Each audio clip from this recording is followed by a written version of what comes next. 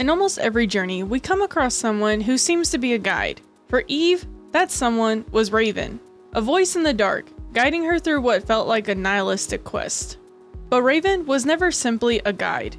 She was retracing her own steps, leading us towards the truth she had already uncovered. That Mother Sphere she once served was not the benevolent force she had believed in. Spoiler warning, from here on, I'll be discussing major spoiler events. When we finally meet Raven face to face, the truth cuts even deeper. She is the one responsible for Taki's death at the very beginning of the game. At first glance, it's tempting to dismiss her as nothing more than a jealous woman, abandoned by her mentor, replaced by Eve, and consumed by resentment. Yet, with the Goddess of Victory Nikke crossover event with Stellar Blade, a fuller picture emerges. Raven is not defined by jealousy alone. She is hurt, she is lonely, she is betrayed by the one person she thought had saved her. Beneath her cold exterior lies someone grappling with abandonment and grief. So let us step deeper into her story, because Raven is far more than what she first appeared to be. And as we unravel her past, her choices, and the pain that shaped her, we begin to see not just a villain or a rival, but a human story hidden beneath the mask. Alright, I figured a good starting point for this video is, who is Raven?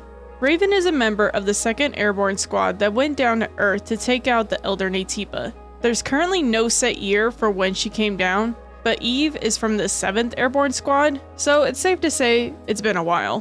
When you first encounter Raven, she appears only as a recording in what we call legacies, which Eve finds throughout the world. These legacies were left behind to lead Eve to the truth of what's really going on. This pushes the protagonists into their own nihilistic quest. And I really need to point this out. When you discover these recordings, Raven explains how over time, she is losing her teammates. At first, she mentions some are still alive, but injured.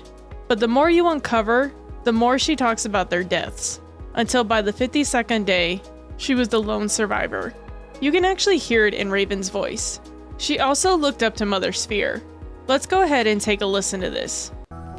We've always followed the instructions of Mother Sphere to the letter.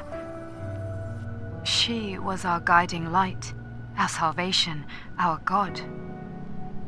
However, in truth, Mother Sphere was a powerful artificial intelligence created by mankind. In the distant past, there was an engineer named Raphael Marx. He was her creator. Mother Sphere brought great prosperity to mankind, but she seemed to have changed her mind upon the creation of Andro Eidos, her self-made counterpart. After seeing the limits of humanity and the potential of Andro Eidos, she decided there was no room to spare for mankind. Our God is not the God of humans. Then why do we worship Mother Sphere? I don't know anymore. The more I learn, the more questions I'm left with. Everything puzzles me. Here, you can hear the confusion, the doubt, even the hurt in her voice as she makes this discovery. Fast forward through the game, Raven learns that a war ignited by Mother Sphere broke out, and humanity was defeated. At that point, Earth had become the center stage for Andro Eidos. If you never played the game, a quick explanation. Andro Eidos are basically androids, which is what Eve and Raven are. The Andro Eidos declared themselves as the new human race. That's why, in the Nikke crossover event, they also introduced themselves as humans.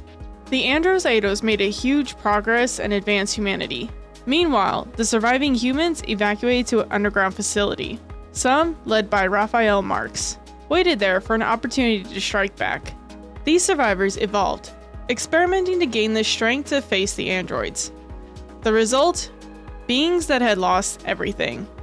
Everything but brute strength and survival instinct. And that's when Raven reveals the horrifying truth. The monsters they've been fighting, the Natibas, are actually the surviving humans. It's also at this point that Eve realizes that they are the Andros Eidos. You can hear Lily deny the idea that they aren't human. No, we're humans. Humans with complete bodies, perfectly in harmony with machinery and living tissue. Natibas, on the other hand, are incomplete because they are made only of living tissue. The next time we see Raven, she's in her Natiba form, questioning why he chose Eve instead of her. This is the first real glimpse of her jealousy. In spite of everything, I do wonder why he chose you instead of me. I've already proven this much, but why? Eve defeats her in battle, and Raven escapes. Later, Eve and Lily come across Raven's final recording. At this point, she's 109 days into her mission, and has been alone for over 50 of them. Let me just play this last recording so you can hear it for yourself. Didn't we praise Mother Sphere by calling her the mother of mankind? Mother Sphere is the immutable being who saved mankind from ruin and has given us both life and a cradle. But the peace we enjoyed in the colony was only made possible because of the blood on our mother's hands. The rebellion started by Mother Sphere grew into a war in which mankind paid a terrible price. The humans that remained eventually evolved into the Natibas and made their way to the colony, to Mother Sphere. To prevent the colony's contamination, Mother Sphere destroyed the orbit ring, and with it 30 of its space modules. The remnants of the orbit ring fell to the ground, causing a catastrophic wave that swept the Earth. Civilization as we know it came to an end. Look around you, a planet where only Natibas remain. Remember, at the beginning and the end of the final war is Mother Sphere.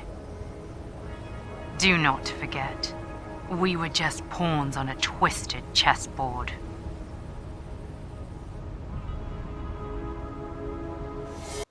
What struck me here is the disgust in Raven's voice.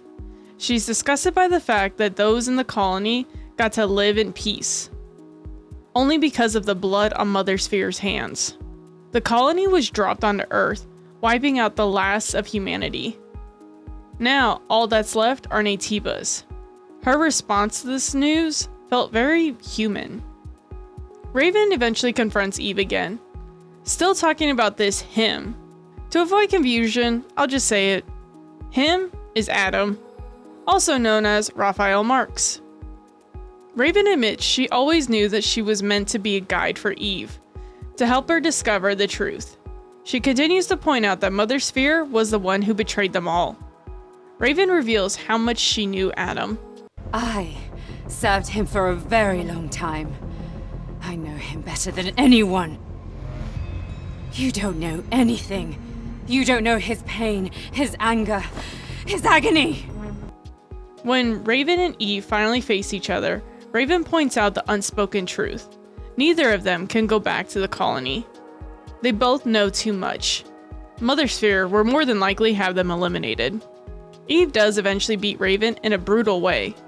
But now, I want to shift into Goddess of Victory Nikke's crossover event.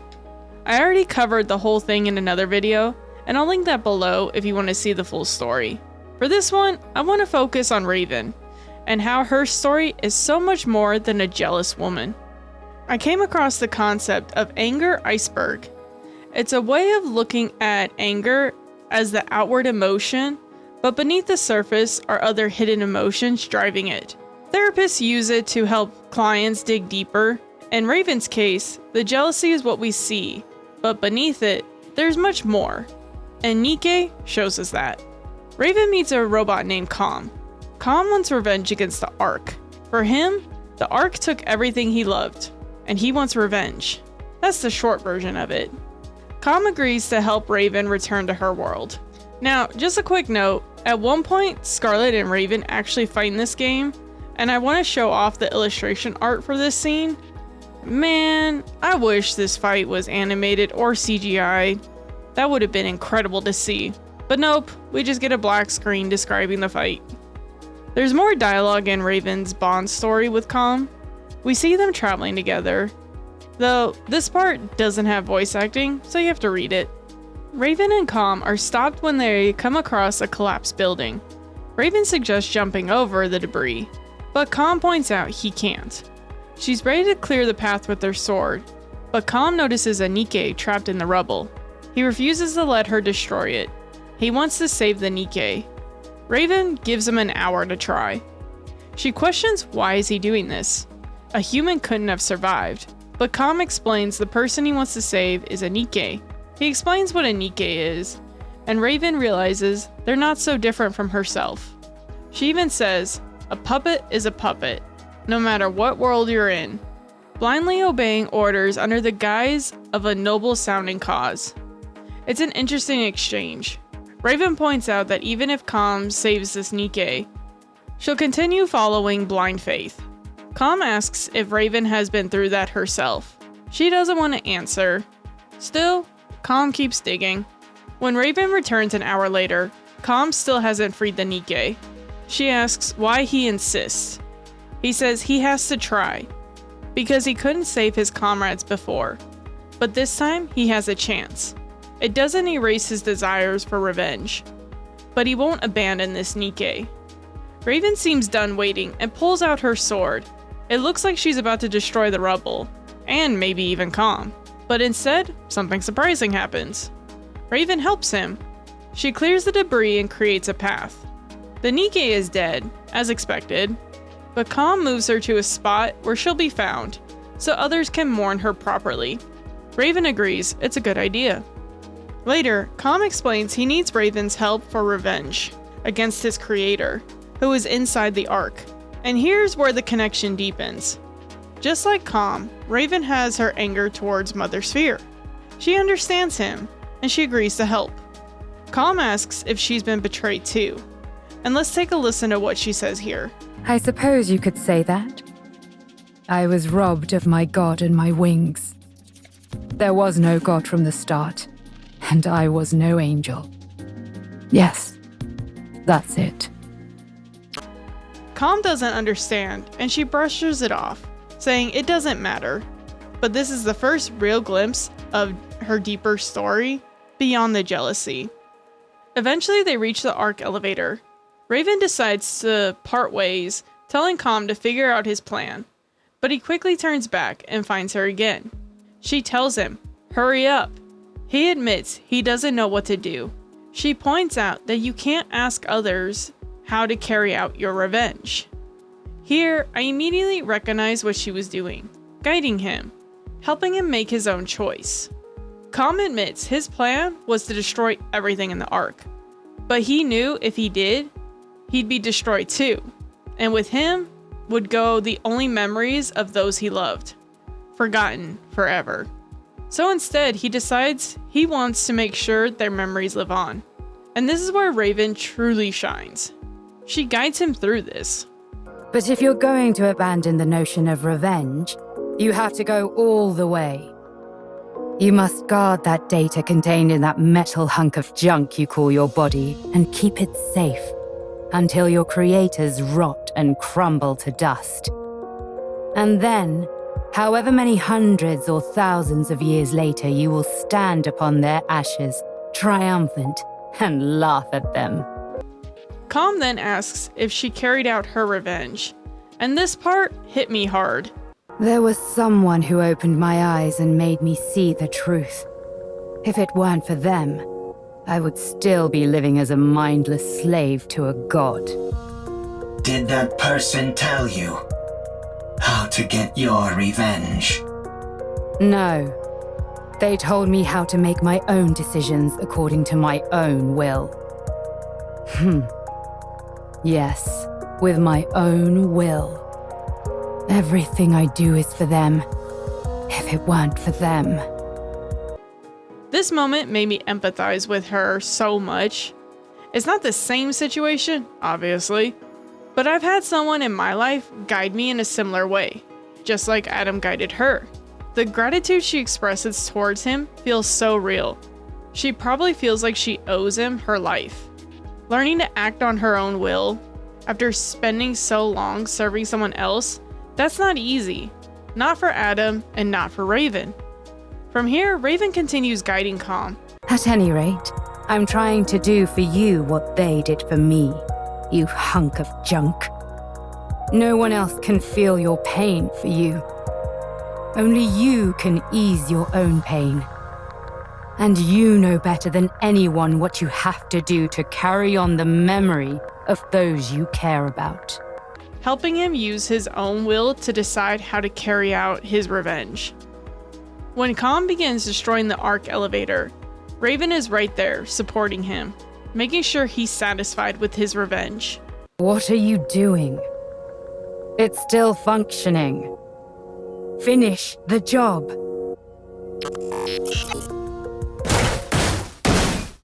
Not enough. It's still going. More.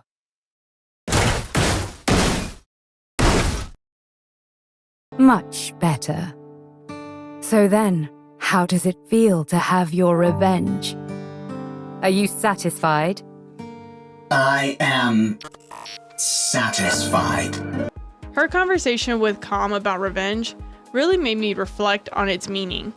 By definition, revenge is the action inflicting hurt or harm on someone for an injury or wrong suffered at their hands.